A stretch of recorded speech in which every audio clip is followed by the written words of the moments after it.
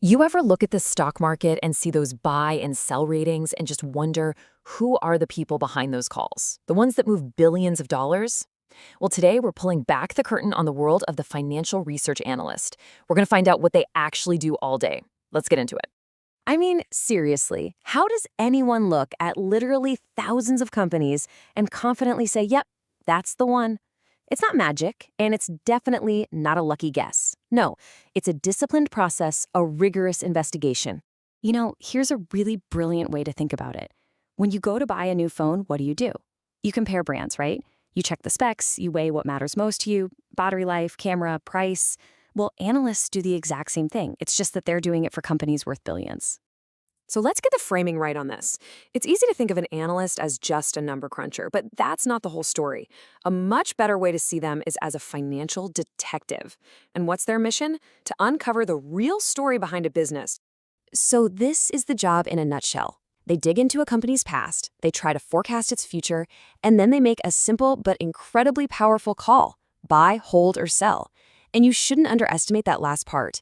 These recommendations can and do move entire markets. And, just like any good detective, they are just flooded with information. All sorts of market data, news reports, company statements. So maybe their most critical skill is being able to sift through all of that noise to find the one or two signals that really truly matter. Okay, so where does an investigation like this even begin? Well, interestingly, it's not with the company itself. First, a good analyst surveys the entire scene. In the world of finance, we call this the top-down approach. Now, the key insight here is that an analyst starts big. I mean really big. Before they even look at a single company's balance sheet, they're asking questions like, how is the overall economy doing? What's happening in this specific industry? And only after they have that context do they finally zoom in on the company itself. It's like a funnel of focus. It's just simple logic, right? You can't really understand a clue if you don't understand the crime scene it came from. Well, it's the exact same principle for a company operating within its economic environment. All right, so the scene has been surveyed. Now it's time for the interrogation. This is where the analyst really puts a single business under the microscope.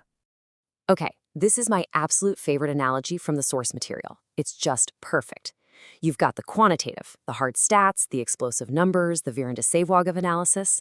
And then you have the qualitative, the style, the technique, the story behind the numbers.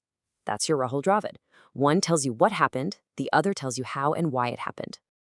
And just like a winning cricket team needs both those explosive hitters and the solid defenders, a great investment case needs both types of analysis. You can't just rely on the stats, and you can't just rely on the story. You absolutely need the complete picture. So after all that investigation, all that digging, what's the end game? Well, it's all about cracking the case. And you do that by putting a final price on the company's true worth. Now, this might be the single most important concept in all of investing. Price is not the same thing as value.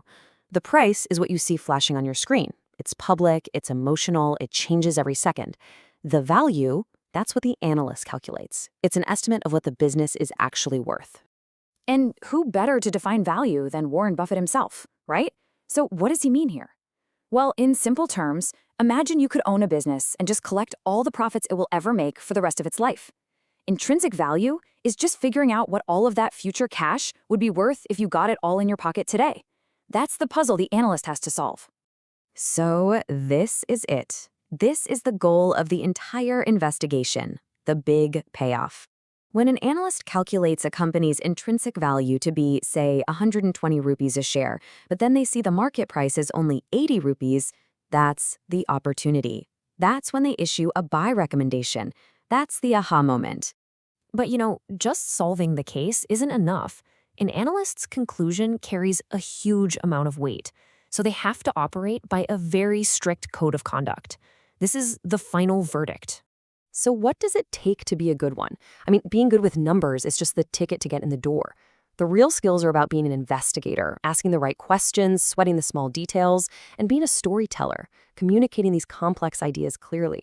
But honestly, underpinning all of it is the most important quality: absolute independence and neutrality. And this isn't just some abstract theory. Just look at what analysts are actually tested on for their official certification. Yeah, it's a heavy mix of technicals, financials, and valuation, but look at that. there's also a significant chunk on the legal and regulatory rules of the game. This is a profession that's built on a really broad foundation of knowledge. Because in the end, it all just boils down to this. All the spreadsheets and financial models in the world are completely worthless without trust. The absolute foundation of this entire profession is giving unbiased, independent advice. It all comes down to integrity. And that brings us to the end of our explainer, but really it's kind of a new beginning for how you can look at the market. Now that you know the analyst playbook, the next time you read a stock report, what will you look for? What clues will you try to uncover? Now that's a question worth investigating. Thanks for tuning in.